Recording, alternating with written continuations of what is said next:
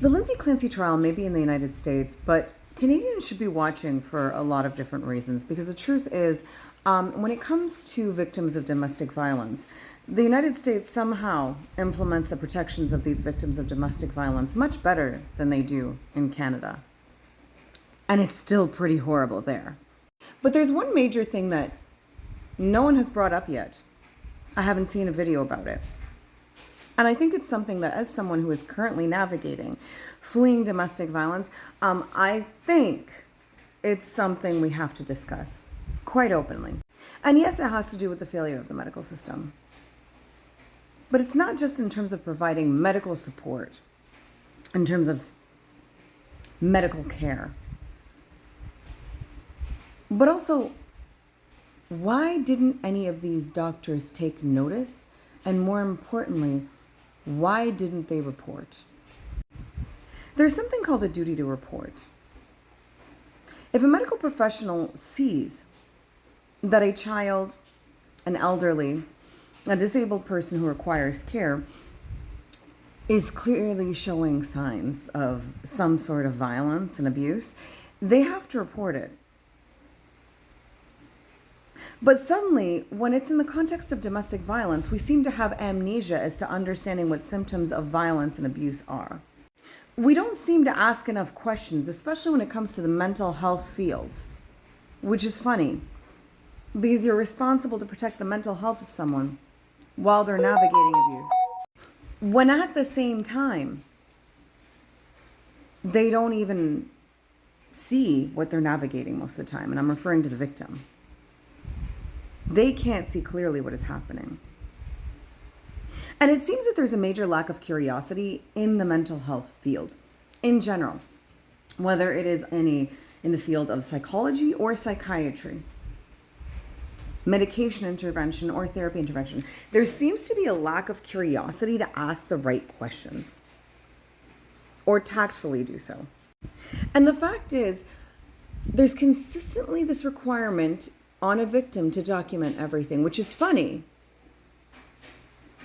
because documenting everything isn't even enough sometimes, because they'll still look at isolated incidents. But I'm talking about the legal system. But when it comes to just documenting symptoms, documenting everything, there seems to be a lack of documentation. And I've experienced and observed this personally sometimes. I was blessed in having a professional in one of my therapy sessions tell me, if you are concerned that that is happening, I'm documenting it. And if you are concerned that he is blackmailing you with the threat of using mental health, and I'm your mental health professional, and I don't even see the concerns that this person allegedly has, I think I can write reports sharing what I've observed, sharing what I see, and documenting our conversations on a professional level. It doesn't have to breach privacy. But these reports are important to someone who cannot document. Whether it be because of the mind jumble of being in domestic violence, or whether it can be because of situations like mine, where everything I was doing was literally being surveilled. Everything. I couldn't write things down without him sneaking into it and reading it and then being punished for it later. So if you have a duty to protect, your duty isn't just to report, your duty is to document. That is part of treatment. So that when your patient is ready or needs your support, you have that evidence present to protect your patient if you actually care about them. And we're nearing 5 minutes now, so I'm just going to say, many of you aren't in there to actually protect patients. Many are in there because you have a God complex, and you yourself have an urge to control someone else. Which is why a lot of mental health patients end up living through humiliation rituals rather than obtaining actual support and medical care. And that's not just a failure of the medical system. That's a societal failure, just to be clear, because a lot of us are witnessing it and tolerating it. But in terms of documentation, no one has discussed how important this documentation would be and why it's lacking. Why is there no documented evidence supporting Lindsay Clancy being abused? And if any of the idiots want to come in my comments, sorry, not idiots, that's ableist. If some unintellectual, misogynistic fool wants to come into my comments and say it's because they are not victims, please shove it up and rotate it till it comes out of your eye socket. Okay? I'm not interested in hearing it. And clearly neither is my dog.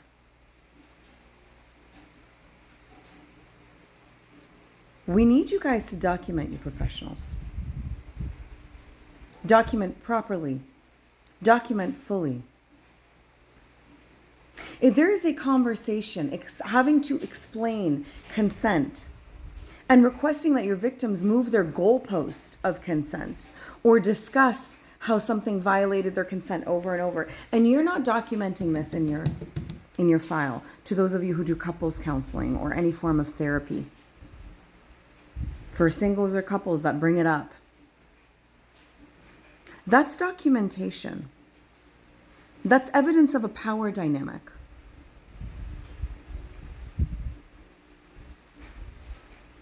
Why isn't that being documented?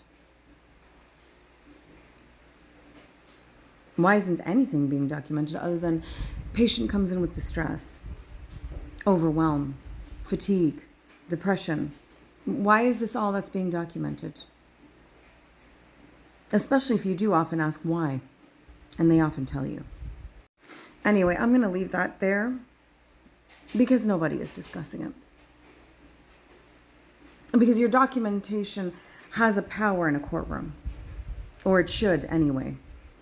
If a judge or a prosecutor have the experience and the integrity to use it and consider it, which they should, because that's third-party expert witness.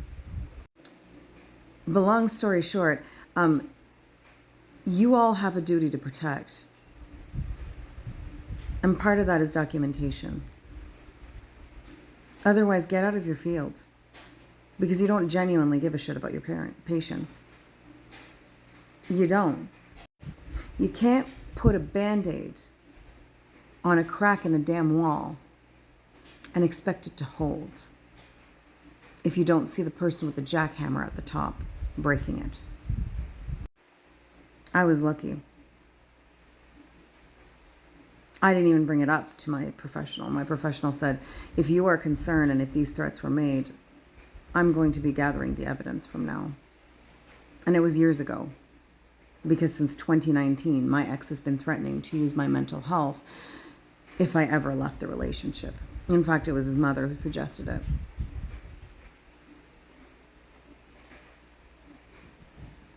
If I want to leave, they openly said that they would demonstrate that I'm mentally unfit. Because I defended myself when I was being disrespected. Heavily so. Because I had feelings and emotional response to betrayal. Heavily so. And I was called mentally unfit as a mother by my ex and their mother, who made it clear that they would do so to the authorities to deprive me of my children. And so we started documenting it, then and there, 4 years. You have a duty to report. Because in case you didn't also know this, that is also child abuse. And that actually is part of your mandate of duty to report. Anyway, all you watching this, what do you think? I want to hear your thoughts.